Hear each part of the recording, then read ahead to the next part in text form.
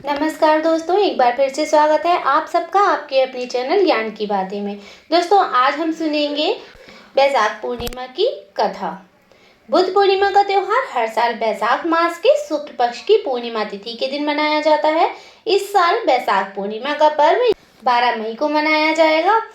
बैसाख पूर्णिमा भगवान बुद्ध से जुड़ी 3 अहम बातों के लिए जानी जाती है और इस दिन को इतना खास माना जाता है।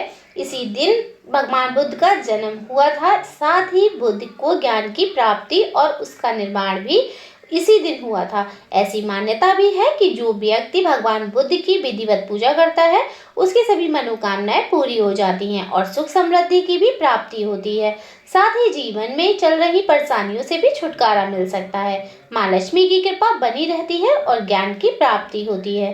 अब ऐसे में आप व्रत रख रहे हैं तो कथा आपको अवश्य पढ़नी चाहिए या आपको कथा सुननी चाहिए। आइए दोस्तों, बैसाख पूर्णिमा की कथा सुनते हैं। उससे पहले अगर आपने अभी तक मेरे चैनल को सब्सक्राइब नहीं किया है तो सब्सक्राइब कर लीजिए।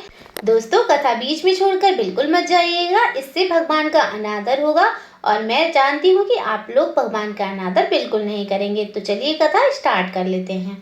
एक बार धनेश्वर नाम का एक धनी व्यक्ति था, लेकिन इसे संतान नहीं थी, जिसके कारण वह बहुत दुखी रहता था। एक दिन वह एक योगी से मिला, जिन्होंने उसे बैसाख पूर्णिमा का व्रत रखने के लिए कहा।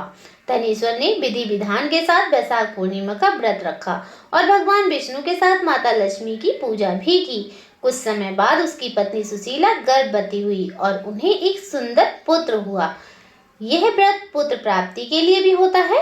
ये भी आप यहाँ मैं बता दूं कि यह व्रत पुत्र प्राप्ति के लिए भी रखा जाता है और बहुत ही फलदायी होता है। बैसाख पूर्णिमा की और भी कथाएं हैं।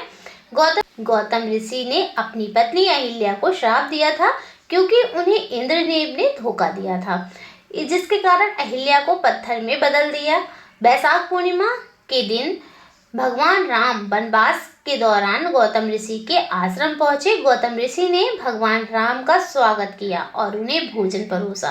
भोजन परोसने के बाद भगवान राम ने अहिल्या को पत्थर से मुक्ति का वरदान दिया। ऐसी मान्यता भी है कि इस दिन जो व्यक्ति यह व्रत रखता है उसे सभी पापों से छुटकारा मिल सकता है। वहीं दूसरी कथा के अनुसार एक बार रानी माया देवी एक पूर्णिमा की रात को लुम्बिनी के जंगल में फूलों की सज्जा पर सो रही थीं। तभी आकाश से तीव्र गति में रोशनी उनके पेट पर पड़ी, जिसके कारण वह गर्भवती हो गईं। कुछ समय बाद उनके गर्भ से भगवान बुद्ध का जन्म हुआ। जन्म के समय देवताओं ने पुष्पों की वर्षा की और आकाश में मधुर संगीत बजने लगा। राजकुमार सिद्धार्थ, जिन्हें बाद में भगवान बुद्ध के नाम से जाना गया, यह एक सुखी जीवन जी रहे थे। 29 वर्ष की आयु में उन्हें जीवन की सच्चाई का एहसास हुआ और वे संसार त्याग कर ज्ञान की खोज में निकल पड़े। 6 वर्षों की कठोर तपस्या के बाद उन्हें बोध गया में एक पीपल के वृक्ष के नीचे ज्ञान प्राप्त हुआ। तब से उन्हें भगवान बुद्ध के नाम से जाना जाने लगा। 39 वर्ष की आयु में कुशीनगर में भगवान बुद्ध ने महापरिनिर्वाण प्राप्त किया। यही थी आज की जानकारी आपको कैसी लगी कमेंट बॉक्स में जरूर बताइएगा और वीडियो पसंद आई हो तो लाइक शेयर जरूर करें। धन्यवाद।